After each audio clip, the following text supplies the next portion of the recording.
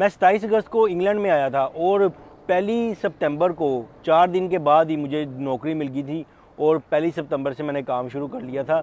और बहुत आसान तरीका है काम ढूंढने का, सिर्फ आपको तरीका आना चाहिए कि आपने किस तरह से जॉब अप्लाई करनी है, किस तरह से आपने ये सारी चीज़ें मैनेज करनी है।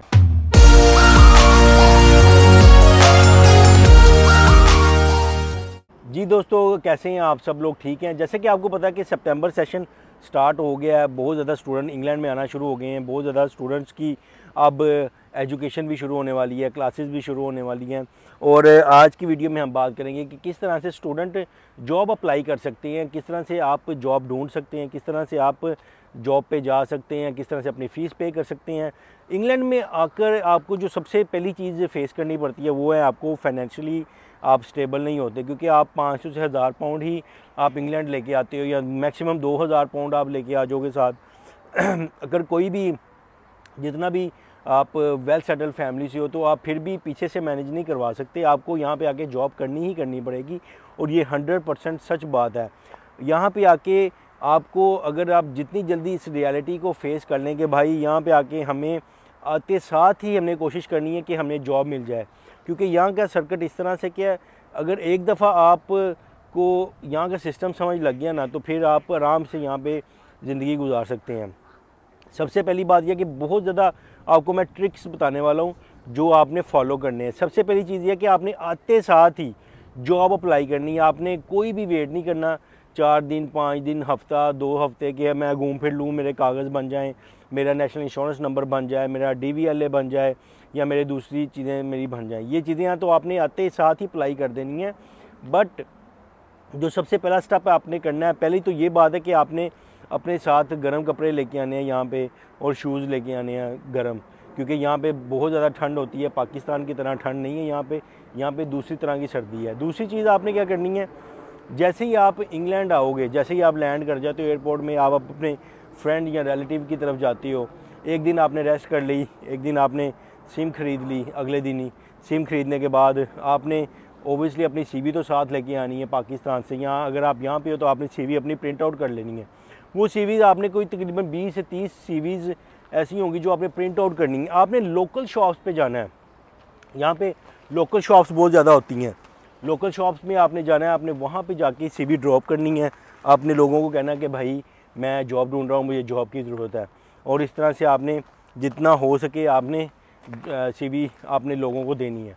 इससे होगा क्या, एक तो चीज़ें अब काफ़ी ज़्यादा लोग ये बोलेंगे कि भाई ये तो जॉब कैश पे होगी, NI पे तो होगी नहीं। अब इसमें 2 चीज़ें आती हैं।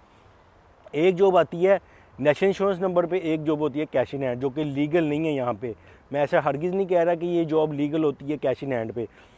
NI पे जॉब्स होती हैं, जब आपने CV ड्रॉप करनी है तो ओबियसली उन्होंने उसी दिन तो नहीं आपको बुला लेना, उन्होंने आपको 4-5 दिन, हफ्ता 10 दिन का टाइम देना है। उस दौरान आपने अपने डॉक्यूमेंट तो अप्लाई किए होंगे, जैसे नेशनल इंश्योरेंस नंबर हो गया, DVLA हो गया, बैंक अकाउंट हो गया। ये तो आपने आते साथ ही खुलवाने हैं, बेशक अगले दिन खुलवा लें या 2 दिन बाद खुलवा लें, ये चीज़ें आपने करनी ही करनी है। जब आप CV देते हो अपनी, तो एम्प्लॉयर के पास आपकी डिटेल चली जाती है, आपके पास उनके पास आपका नंबर चला जाता है, तो उनको पता होता है कि भाई इस बंदे को जॉब की ज़रूरत है। और जैसे ही अगर उनके पास वैकेंसी मान लो कि नहीं भी है तो वो आपको, अगर जैसे ही उनके पास वैकेंसी निकलेगी वो आपको कॉल करेंगे। उनके पास ऐसी इस तरह से बहुत ज़्यादा लोगों की CVज़ होंगी, तो जो लोग भी शॉर्ट लिस्टेड होंगे ये इनको कॉल कर लेंगे कि भाई आप आके जॉब अप्लाई करो, ठीक है, यहाँ पे आके जॉब करो हमारे पास। यहाँ वो आपको इंटरव्यू के लिए बुलाएंगे और उसके बाद आपका प्रोसीजर शुरू हो जाएगा। ये तो तरीका है। अब इसमें बात आती है कि भाई NI और without NI cash in hand job बहुत ज़्यादा लोग करते हैं, अभी भी करते हैं, पुराने वक्तों में भी करते थे, क्योंकि जब आप नेशनल इंश्योरेंस पे काम करोगे तो आपको 20 घंटे ही मिलेंगे, कैश इन हैंड पे काम करोगे तो आपको फुल टाइम काम मिलेगा, 5 दिन 6 दिन या 7 दिन। अब कैश इन हैंड पे होता है इस तरह से कि कैश इन हैंड में आपको पूरे पैसे नहीं मिलते, जैसे कि यहाँ पे मिनिमम वेज 9 पाउंड है, तो इस तरह से उस हिसाब से आपको शायद 6 पाउंड समथिंग या कुछ पाउंड मिले। तो इसलिए कैश इन हैंड मेरे ख्याल से आपको सूटेबल नहीं करेगी।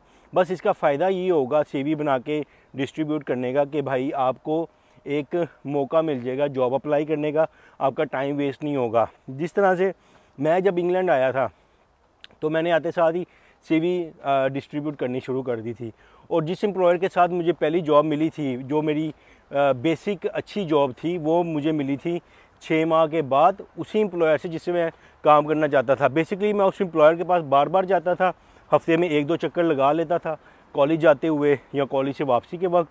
और जब उस एम्प्लॉयर के पास उसको पता चल गया था कि ये बंदा वाकई नीडी है, और जब उसके पास जॉब निकली तो मुझे कंपनी की तरफ से कॉल आई कि भाई आपकी जॉब निकल आई, ये आएँ आप अपना इंटरव्यू दें। मैं जब इंटरव्यू देने के लिए गया तो मेरा इंटरव्यू सक्सेस हो गया और मुझे जॉब मिल गई। ये तरीका है, आपने आगे बिल्कुल बैठना नहीं है, आपने आते साथ ही जॉब अप्लाई करनी है। अब मैं आपको एक डेमो भी देता हूँ यहाँ पे कि इंग्लैंड में जब आती हो तो आप किस तरह से यहाँ पे सीवीज़ देती हो, यहाँ पे कौन कौन सी शॉप्स हैं आपने वो देखनी है। अगर आप मेरी वीडियो देखोगे तो आपको बहुत ज़्यादा हेल्पफुल होगी। आपको फ्यूचर में जब आप यहाँ पे आ जाते हो या आप जॉब हासिल करना चाहते हो तो आपने इस तरह से डोर टू डोर जाना है और अपनी सीवी ड्रॉप करनी है। आपने इस चीज़ से बिल्कुल भी शर्माना नहीं है, घबराना नहीं है कि यार उनके पास जॉब नहीं है, मुझे शर्म आती है या वो मुझे बेइज्जत कर देंगे। ऐसा नहीं होगा। अगर उनके पास जॉब नहीं होगी या ज़्यादा से ज़्यादा वो यही कहेंगे हमारे पास जॉब नहीं है, आपको कोई मुंह में तो नहीं डालेगा। जैसा कि आप देख सकते हैं कि ये एक हाई स्ट्रीट है और हर इलाके में, इंग्लैंड में हर इलाके की अपनी हाई स्ट्रीट होती है। तो जिस भी आप इलाके में आएंगे, जिस भी इलाके में आप रहते हैं, आपने वहाँ की हाई स्ट्रीट में चले जाना। और हाई स्ट्रीट में बहुत ज़्यादा दुकानें होती हैं, बहुत ज़्यादा लोकल शॉप्स होती हैं, छोटी छोटी दुकानें होती हैं, वहाँ पे स्टोर्स होते हैं, वहाँ पे रेस्टोरेंट होते हैं, टेकवेज होते हैं, बार्बर शॉप्स होती हैं। यानी कि आपको कोई ऐसी दुकान नज़र नहीं आएगी जहाँ पे बंदा ना चाहिए होगा। और इन लोगों को हमेशा बंदा चाहिए होता है। उसकी सबसे बड़ी वजह यह है कि लोग यहाँ पे आके इन छोटी छोटी दुकानों पे काम शुरू कर देते हैं क्योंकि उनको टाइम ज़ाया नहीं करना होता। और ये आपको बिना कागज़ के भी लोग रख लेते हैं। और तो और जब आपको एक्सपीरियंस हो जाए, जब आपके कागज़ बन जाएं, तो भाई आप अच्छी जॉब जैसे ही आपको मिले आप ये जॉब छोड़ दें। तो आपने ये अपनी हाई स्ट्रीट पे जाना है, वहाँ पे दुकानों पे जाना है, और इस तरह से आपने सुपर स्टोर्स पे जाना है। वहाँ पे जाके आपने सीवी ड्रॉप करनी है, साथ साथ ऑनलाइन भी अप्लाई करना है। और आपने KFC, मैकडोनल्ड्स, सबवे, किसी भी फ्रेंचाइज में जाने से कतराना नहीं है और वहाँ पे ज़रूर जाके अप्लाई करना और सीवी ड्रॉप ज़रूर करनी है। तो ये मैंने आपको छोटा सा डेमो दिया कि आपने जॉब किस तरह से अप्लाई करनी है, किस तरह से आपने छोटी छोटी दुकानों पे जाना है और वहाँ पे अपनी सीवी ड्रॉप करनी है। ये तो एक छोटा सा एक रोड है जहाँ पे मैंने आपको छोटा सा डेमो दे दिया है। आपने अगर जॉब अप्लाई करनी है, आपने बड़े इलाके में जाना है, वहाँ पे सीवी ड्रॉप करनी है जहाँ पे ज़्यादा रश होता है। जैसे कि अगर आप लंदन में आते हो तो लंदन में सेंट्रल है, ईस्ट है, जहाँ पे बहुत ज़्यादा टेकवेज है, रेस्टोरेंट है और वहाँ पे लोग हमेशा चाहिए ही होते हैं। तो वहाँ पे आपको आसानी से आते साथ ही जॉब मिल सकती है।